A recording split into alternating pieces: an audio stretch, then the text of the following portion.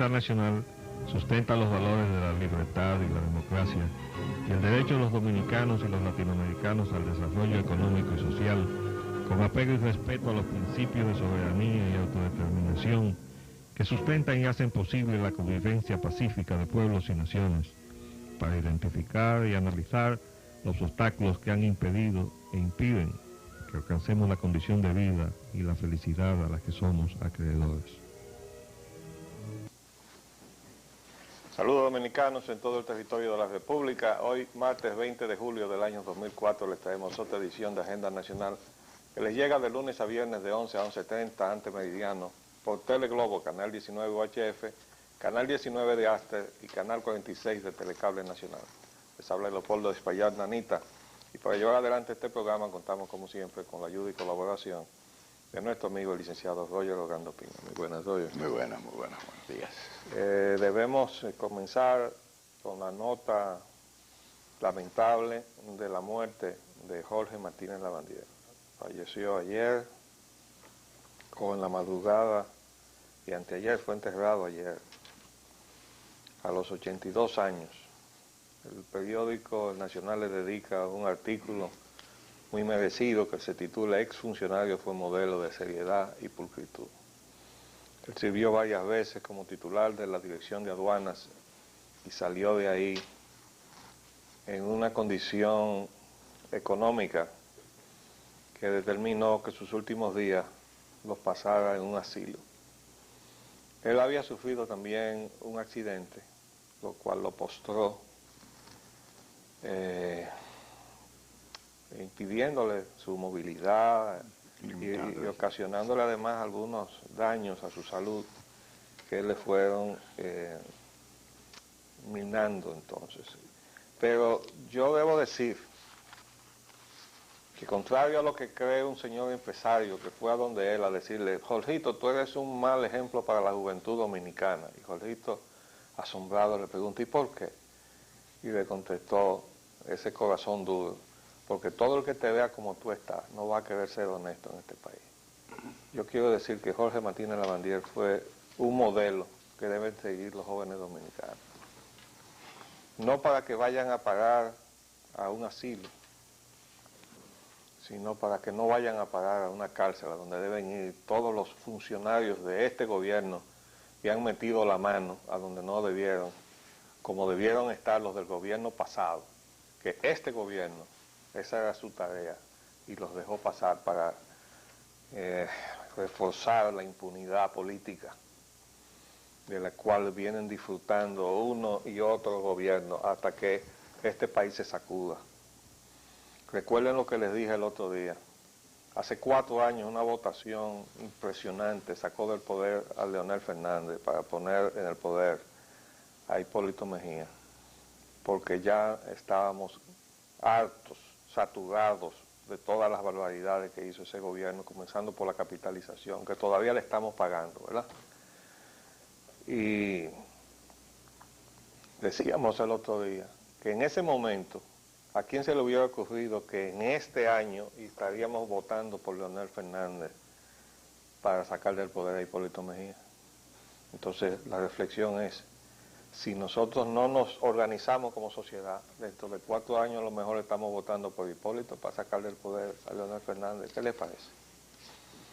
Si bueno, es que no se hace la reforma constitucional. Vamos ahora a pasar al próximo punto que tiene que ver con el presidente electo. El presidente Leonel Fernández reduce cargo para el cual fue elegido. Leonel define a República Dominicana como patio trasero de los Estados Unidos. Va a quitarle el patio. Bueno, aquí hay un texto completo, una transcripción de la entrevista que él dio en España. Nos vamos a tomar un tiempecito en hacer este análisis porque este es el próximo presidente de los dominicanos. Dice el señor Fernández que en la vida hay 2 grandes tragedias. La primera es perder y la segunda tragedia es ganar. Por ahí comienza. Filosofía. Dice que además de las catástrofes naturales, República Dominicana está atravesando una grave crisis de liquidez, sobre todo en dólares. Nuestros problemas se centran en varias fuentes. Primero, el déficit del Banco Central generado por la quiebra de 3 bancos comerciales el año pasado. El banco absorbió el pasivo de estos bancos y el Banco Central absorbió el pasivo de estos bancos y eso se ha reflejado en la devaluación del peso dominicano. El señor Fernández se traga ahí que la parte más importante del problema de la devaluación del peso la genera la capitalización de la empresa pública, sobre todo la parte que concierne a la Corporación Dominicana de Electricidad. Y el agujero que deja en las reservas de divisas la exacción de dinero que supone el funcionamiento de esas empresas extranjeras en el país. Que eso es lo que ha creado la devaluación del peso dominicano, que soportó durante muchos años la exacción de las petroleras, la exacción de las empresas de comunicación extranjeras y otras tantas más que andaban por ahí pegadas. Y la economía dominicana a veces trastabillaba, pero no se caía, ¿verdad? Sí, se quedaba. ¿Cuándo se cayó? Con las empresas eléctricas, con Unión Fenosa, con la AES y con Parsa, ¿verdad? Oigan la opinión del presidente. El problema de la crisis eléctrica, y además, una de las causas de la crisis económica, a lo que él llama que es de liquidez. Dice, por el problema de la crisis eléctrica, por la incapacidad del cobro que afecta a las empresas de distribución y que hace insostenible el negocio de la industria eléctrica. Ese servicio esencial para la nación que está declarado por un decreto desde 1935 de utilidad pública. Para el señor Fernández ese es el negocio de la industria eléctrica. Esa es la conceptualización que él tiene. Por eso no importa las consecuencias y la penalidad que estamos atravesando todos los dominicanos. Lo importante es que sea un negocio bueno de la industria eléctrica y sobre todo para la gente que él quiere traer de fuera y que trajo en su gestión anterior a hacer negocio con la República Dominicana, con el negocio de la industria eléctrica, dice él aquí. Después dice aquí, él insiste que no hay una crisis estructural, lo que hay es una crisis financiera. Óigame, si este médico no tiene un buen diagnóstico de lo que tiene el enfermo, no lo va a curar jamás. Y evidentemente que no lo tiene. No lo tiene. Ya lo estamos diciendo porque los problemas nuestros son estructurales. Tenemos una economía de exacción. Aquí hay una cantidad de inversión extranjera en exceso de lo que debe soportar la economía dominicana. No estamos en contra de la inversión extranjera, pero estamos a favor de una inversión extranjera que venga a contribuir a que buena parte de lo que nuestra economía produzca a partir de la presencia de esa inversión extranjera se quede en el país, en manos de los dominicanos, no que se vaya para afuera. Entonces estamos dejando que todo se vaya para afuera.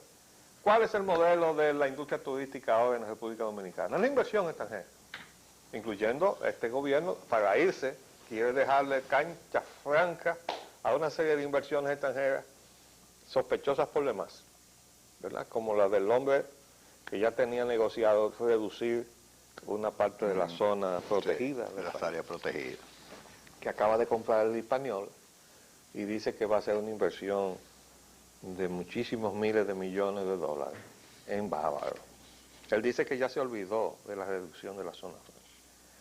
Después dice aquí la pregunta, quiere atraer inversores extranjeros, dice el periodista, pero la experiencia de Unión Fenosa en República Dominicana no ha sido muy positiva.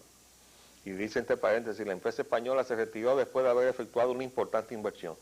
No es verdad que trajeron ninguna importante inversión, no trajeron nada, lo que trajeron fue la boca. Y eso está sustanciado en expedientes y documentos en manos de este gobierno que no ha querido hacer lo que su deber reclamaba, que era ponerle las peras al cuarto a todos los que tuvieron que ver con eso, los funcionarios del gobierno de Leonel Fernández y a esos llamados empresarios extranjeros que vienen a desacreditar la función del empresario de buena fe. Porque bienvenido el empresario de buena fe, de ser la nacionalidad que sea, pero atrás los piratas, ¿verdad? Los asaltantes que nos están llegando de todas partes. Que por cierto debo hacer ahora una rectificación, porque yo había dicho que el crimen del ingeniero Canaán iba a ser adjudicado probablemente a haitianos, partiendo de la información que originalmente dio la policía de que eran obreros de ahí de la fábrica donde él había comprado un apartamento. Ahora resulta que no, que eran colombianos. Pero vamos a esperar porque todavía no se sabe el informe completo. Bueno, sigue diciendo el señor Fernández que aquí sobre este punto sobre la cuestión de Haití, dice la pregunta, República Dominicana se ha visto, la respuesta que dio él sobre el asunto de la cuestión de Unión Fenosa, dice, efectivamente, diría que la experiencia de Unión Fenosa no ha sido buena, no ha sido buena para los dominicanos. Para ellos sí. Pero los problemas se han planteado con el gobierno saliente, oigan esto, que los problemas se han planteado con el gobierno saliente.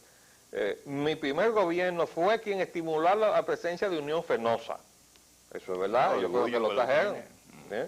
Y sigue diciendo él, creo que el gobierno saliente, por su falta de entendimiento con sus interlocutores, provocó la salida de la empresa española. Y dice él ahora, vamos a devolver la confianza, ¿no? Lo que está diciendo es que vamos a devolverle los negocios que tenían, a restituir la esperanza de que República Dominicana pueda manejar su cuenta. Y entonces, con respecto a Haití, oigan lo que dice el señor presidente electo.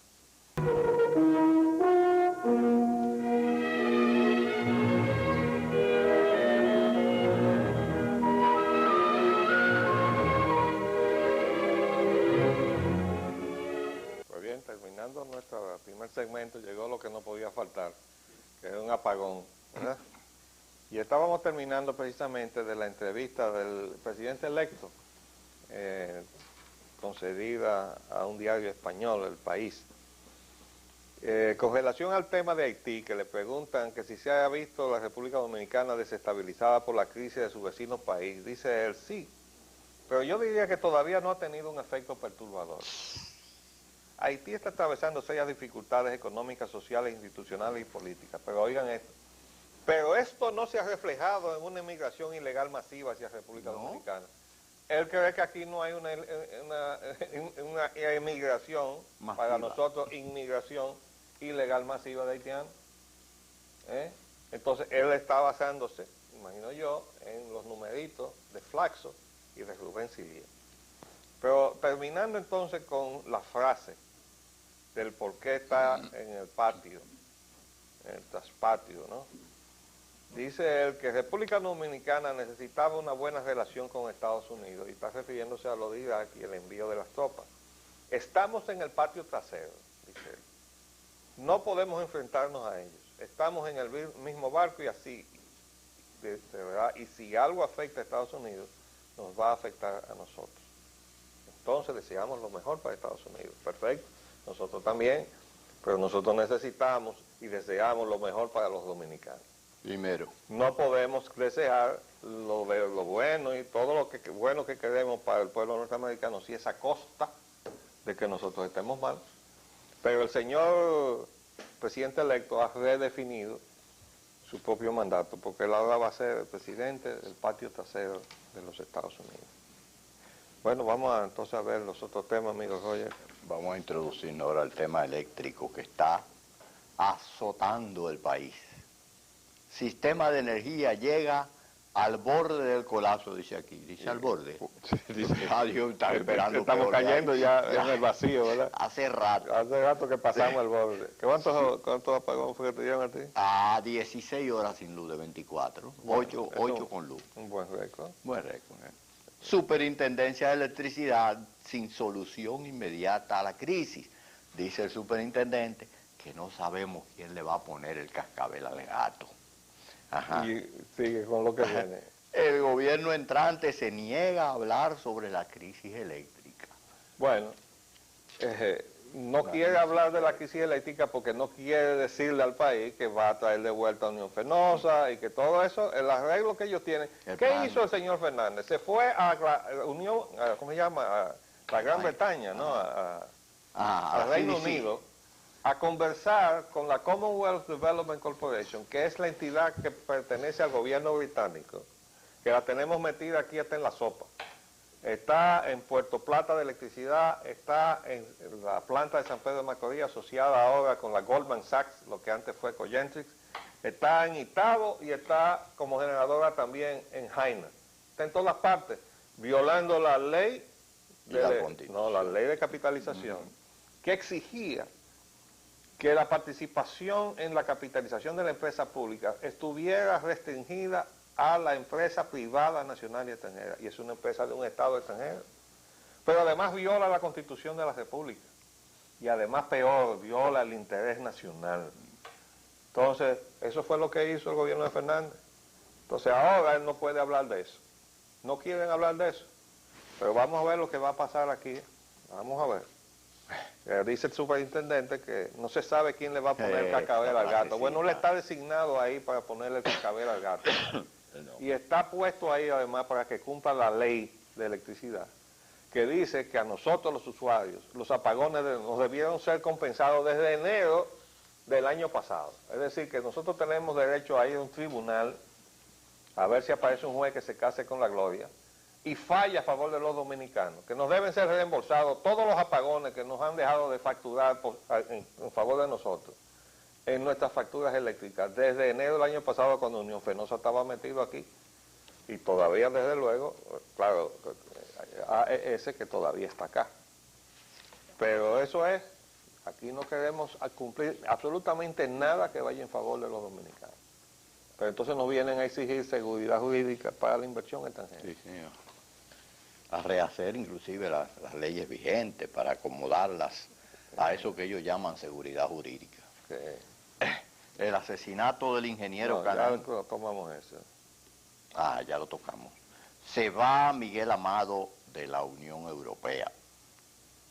Le deseamos mejor suerte. Llevaré a Bruselas la tragedia de los Bateyes. Sí, le deseamos mejor suerte que aquí, porque el señor Amado, el representante de la Unión Europea, vivía metiéndose en los asuntos dominicanos, cosa que no le compete a él ni a ninguno de los diplomáticos que tenemos aquí. A ninguno. Pero como no tenemos gobierno ni tenemos cancillería, entonces aquí todo el mundo hace lo que le da la gana, absolutamente todos, incluyendo hasta los representantes haitianos, que se sienten en libertad de decirnos muchísimas barbaridades a nosotros. Pero mire cuál es el mensaje que nos deja el señor Amado, que él va a llevar a Bruselas la tragedia de los Bateyes.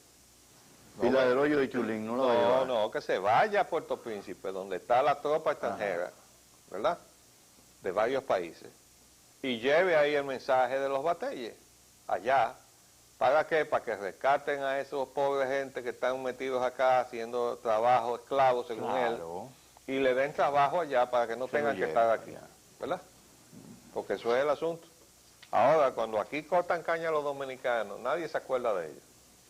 Eso no. No, las condiciones de los Bateyes también, y peores hay en los barrios marginados de la ciudad capital y de todo pero el país. además... ¿Por qué no va a llevar eso a Bruselas? Pero además, cuando cortan caña a los dominicanos... Ah, sí, nadie, entonces, a nadie le duele. Nadie le duele eso, ¿verdad? Que lo lleve a Bruselas también. Sí, que lo lleve a Bruselas. El Estados Unidos es paradigma de la libertad. Elton John denuncia temor de hablar en los Estados Unidos. Elton John es un artista, un intérprete, es británico, músico. Y él hace ahí un recuento de otras épocas y de cómo, en fin, se podía hablar de los problemas de la sociedad norteamericana sin temor a persecución. Y dice, ahora ya no se puede. Ahora lo estigmatizan. No, lo persiguen. Sí. Lo persiguen, no solamente que le pegan etiquetas. Eso también sucede mientras el FBI teme ataques en Estados Unidos. Sí. Recuerden las palabras del presidente Eisenhower. Recuerden que nosotros le hemos una y otra vez recordado que él alertó al público, no, al pueblo norteamericano y a la opinión pública internacional de la realidad interna de Estados Unidos cuando dijo que el complejo militar industrial había adquirido indebido y vastos poderes a todos los niveles de la sociedad norteamericana. Y dijo que solamente una ciudadanía alerta y consciente, refiriéndose al pueblo norteamericano, podía conjugar los principios de libertad de la sociedad norteamericana con la seguridad para que unos y otros pudieran prosperar juntos. O sea, no podía uno prosperar a costa del otro. Bueno, pues obviamente, con el asunto de que estamos en alerta y ahora puede venir otro ataque, lo que está pereciendo es la libertad. Y desde luego, el pueblo norteamericano no lo va a permitir. Nosotros estamos seguros de eso, pero yo creo que están abusando, Están apretando demasiado la tuerca. Y dice el refrán por ahí, ¿cómo es? Se corre el tornillo, ¿no? George W. Bush dice que Estados Unidos debe dirigir aunque no guste a algunos. Bueno, esa es su convicción. Eso es. Y eso es lo que está haciendo crisis por todas partes. Por cierto, que antes de salir para acá, escuchaba yo en la televisión el jamaqueo que le están dando al señor Tony Blair en el Parlamento británico. Ya era hora, porque se estaba navegando sobre aguas muy tranquilas. Sí. Irak, la guerra que no debió ser. Ministro de Justicia iraquí sobrevive a atentado y mueren 4. Esto En fue el ese sábado, momento, pero sí. la parte más importante de esto es esto que viene. Acusan a Premier de Irak de asesinato, es decir, que el atentado contra el ministro. Esto es una cosa realmente sorprendente, porque se trata del primer ministro que acaban de instalar con mucha bombo y platillo, pero que fue agente de la Agente CIA. de la CIA. Y ahora hay una denuncia que dice que se le vio a él asesinar a un prisionero. Él era funcionario primero de Saddam Hussein y salió huyendo, porque descubrieron que él era un infiltrado, parece. Bueno, Ya estaba haciendo su trabajo. estaba dentro haciendo de... lo suyo, ¿verdad? Sí. Pero oigan esto, dice aquí, esto fue en Bagdad, el prestigioso corresponsal australiano Paul McGill acusó al primer ministro de Irak, Iyad Allawi, de haber matado recientemente a 6 presos, según relata el propio McGill Eso fue ahora. en su diario Sydney Morning Herald, que hoy publica la historia. Una semana antes de que Allawi asumiese la jefatura del gobierno de transición iraquí, el actual primer ministro mató a 6 insurgentes con una pistola en una comisaría de policía, relata el corresponsal en Irak, que se remite a declaraciones de 2 testigos. Oigan eso. Imagínense usted, poco está pasando. Cuando a un pueblo le ponen a un fulano como ese, de primer ministro, lo lógico es que se levante. Bueno, pues el pueblo iraquí está levantado y no acepta eso. Todos los días hay un atentado suicida y muertos por donde quiera, sobre todo de los funcionarios de este gobierno. Pero ya van 2 en contra de él, yo creo que a las 3 cogita es. Bueno, yo no sé, yo no quiero que lo maten. Yo lo que No, digo es que eso que ha puesto el gobierno norteamericano ahí Corre un gran es una riesgo. estupidez política y diplomática, porque encima del abuso que se hizo de ir a la guerra sin pruebas, entonces le han puesto a un agente de la CIA a que trate de gobernar a ese pueblo que tiene todo el derecho a revoltearse. Lo están provocando, señor. Eso me recuerda a mí el testimonio que le dio el entonces encargado de negocio de Estados Unidos en Vietnam a Jack Kennedy, cuando le dijo: los franceses van a perder esta guerra porque no están peleando contra el comunismo, sino contra el nacionalismo indochino o vietnamita. Bueno, Americano se nos acabó el feo. tiempo por el día de hoy, de modo que regresaremos mañana, si Dios así lo permite. Les hablamos Leopoldo Espaillat Nanita. Y Roger Van. Hasta luego.